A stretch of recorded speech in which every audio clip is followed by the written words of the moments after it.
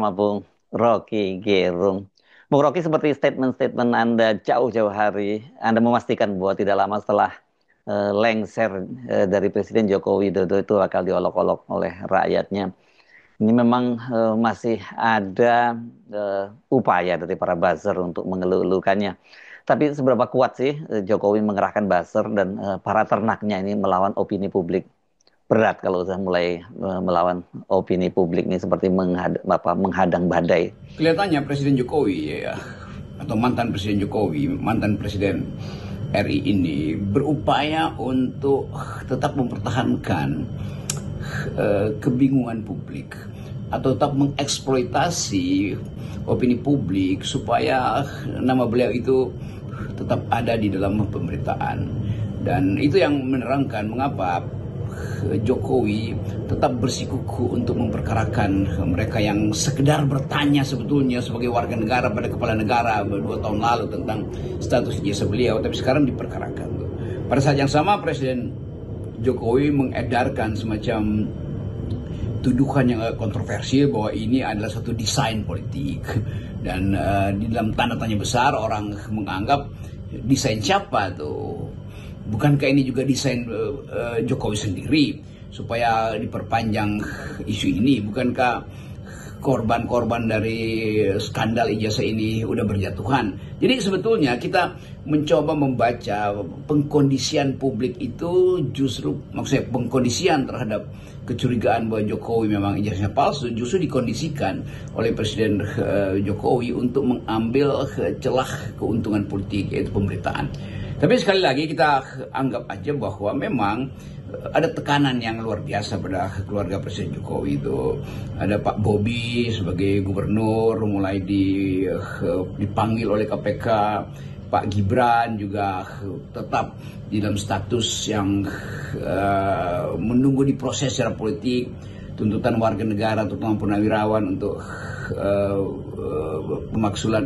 Jadi sebetulnya keluarga Pak Jokowi ada di dalam kondisi yang boleh kita anggap sedikit berbahaya, tetapi sekaligus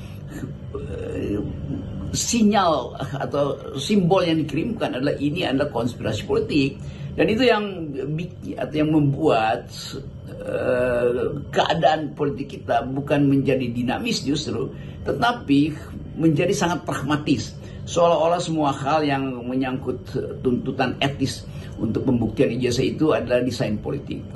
Tinggal ditanya apakah mereka Roy Suryo CS atau Pak Rismon itu, atau bahkan tim pembela TPUA, ya, tim yang dipimpin oleh, ada di dalamnya ada Pak Egy Sujana, itu betul-betul punya desain politik. Itu artinya dia punya kekuatan politik. Padahal kita hitung sebetulnya ini kan individu-individu yang memang punya kelompok dan punya kepentingan. Itu jadi pressure group aja kan, bukan sesuatu yang punya desain politik untuk mendongkel kekuasaan atau pemerintahan Pak Prabowo hari ini kan. Jadi Pak Jokowi juga mengirim sinyal yang palsu bahwa seolah-olah ada desain politik. Ya, desain politiknya adalah meminta pertanggungjawaban seorang politisi ulung pada selama 10 tahun yang menyembunyikan fakta keijazahannya. Itu aja soalnya. Kenapa saya katakan berat, ini kan sekarang kita eranya ini era media sosial, dan rakyat juga sudah sangat well informed, bahkan sampai di level bawah. Jadi kalau sekarang olok-olok Jokowi itu tidak hanya berhenti di media sosial yang itu luar biasa sekali, tapi juga sampai mural-mural di tembok-tembok, bahkan juga, nah ini yang saya kira fenomena khas di salah satunya di Indonesia, yakni mural di belakang truk ya. Jadi bunyinya ini yang ditulis di belakang truk ini, dari Solo ke Pramuka, pelongo-pelongo dan suka berdusta. Ini maksudnya pasar Pramuka ya. Nah, ini menunjukkan bahwa sampai masyarakat kelas bawah, sopir truk itu sangat well informed dan punya kesadaran politik yang sangat tinggi bahwa daya rusak keluarga Solo ini memang luar biasa. Ini menjelaskan mengapa Jokowi ini sekarang menderita sakit, terutama tekanan kulit ini kan pasti psikosomatis ya. Ini lebih pada gejala semacam itu ya, karena under pressure pasti. Kita bisa membayangkan bagaimana publik Indonesia itu menonton drama ijazah ini berbulan-bulan, bertahun-tahun, dan sinisme akhirnya muncul.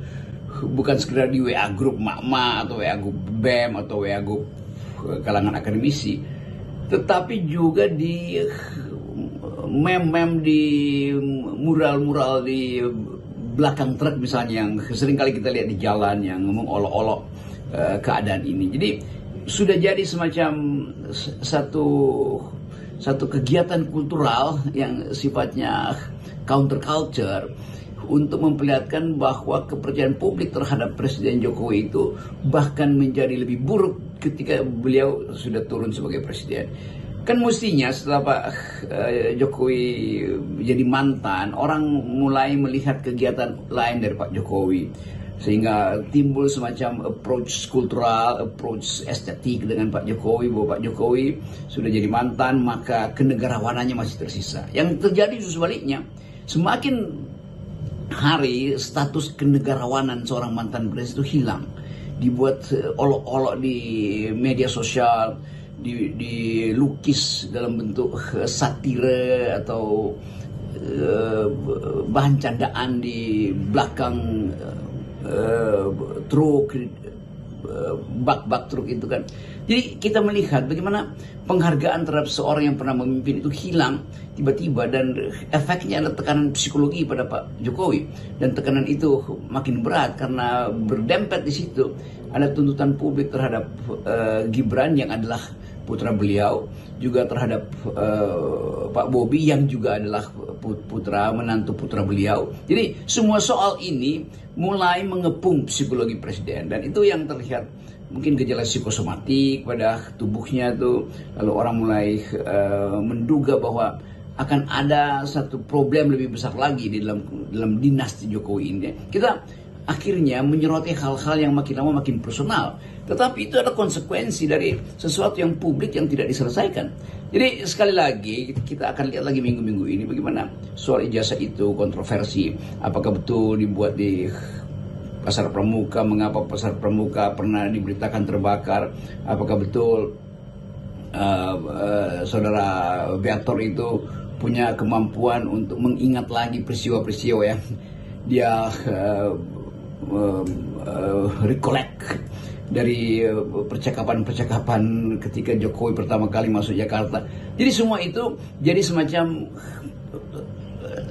kita sebut aja kegelisahan orang untuk menduga ujungnya apa sebetulnya ini. Nah, sambil kita menunggu ujung, tentu kita juga membaca status kesehatan dari Pak Jokowi. Jangan sampai beliau sakit lalu proses-proses semacam ini juga tidak bisa dilanjutkan karena ada masalah kesehatan. Jadi sekali lagi kita coba lihat ini secara secara berbudaya, bahwa status dari tuntutan publik itu memang harus diproses. Jokowi ini tampaknya mencoba membelokkan isu-isu ini soal ijazah palsu dan pemakzulan Gibran itu adalah sebagai konspirasi agenda besar merusak nama baiknya.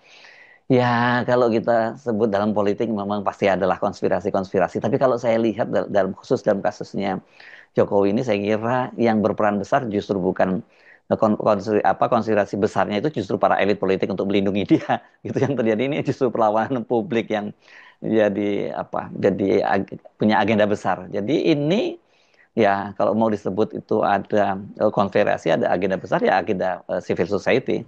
Oke, balik pada semacam tuduhan Presiden Jokowi bahwa ini ada satu konspirasi besar untuk urusan politik. Nah, kalau kita kembalikan ini di dalam perdebatan hari-hari ini, kita juga bisa katakan dalil Presiden Jokowi harus dia buktikan, kan? Dia mesti tunjukkan yang mana yang disebut konspirasi, konspirasi ideologi, konspirasi yang sifatnya deep state, artinya persekongkolan di dalam negara yang kadang-kala tak terbaca, nanti mungkin puluhan tahun kemudian baru mulai terbuka tuh. Jadi Presiden Jokowi sebagai manusia politik yang punya dokumen, punya memori selama 10 tahun tentang elit politik, tentu mesti membuktikan. Karena sekali seorang presiden yang sampai sekarang masih dilindungi oleh negara, karena mungkin baru kadaluarsa perlindungan negara itu setelah 5 atau 10 tahun ke depan. Tetap kita tahu Presiden Jokowi adalah orang nomor 1 selama 10 tahun, dan dia tahu banyak rahasia negara tuh. Jadi kalau beliau mengatakan ada konspirasi besar atau apa aja yang mungkin dibayangkan oleh Presiden Jokowi. Nah, dia mesti diminta pembuktian kan, supaya kita tahu bahwa ternyata Presiden Jokowi juga punya informasi tentang hal-hal yang makin lama makin strategis, makin taktis, yaitu konspirasi besar tuh. Nah, kita ingin supaya itu juga dibuka, supaya fair, bahwa mereka yang menuntut ijazah Jokowi diminta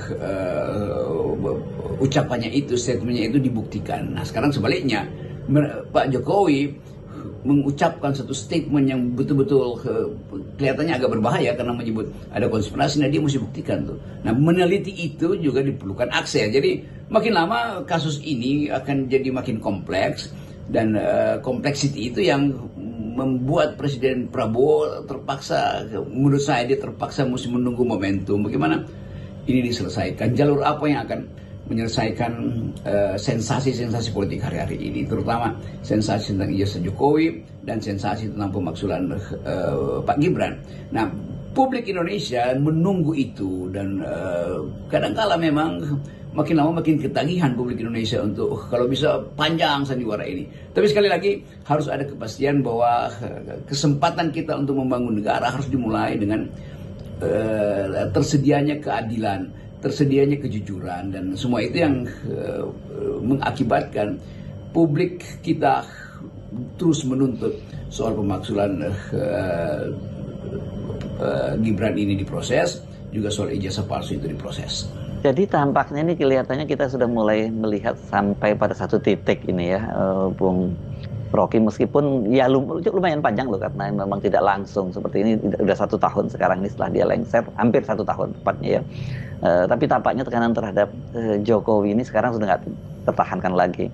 Ini kan berarti mau dicoba dialihkan dengan isu, menuding, atau bahkan melaporkan orang-orang yang mempersoalkannya, ya, dan bahkan ini sampai kemudian dialihkan ke soal ini perilaku atau kelakuan dari kerjaan dari para pendukung Anies, atau sering dia sebut anak abah. Tapi sekarang ini publik kayaknya sudah nggak mempan lagi untuk dipecah belah seperti saat Jokowi masih berkuasa kemarin. Ya tentu pihak atau kelompok yang membela Pak Jokowi ya harus bertahan atau bahkan harus agresif menyerang balik.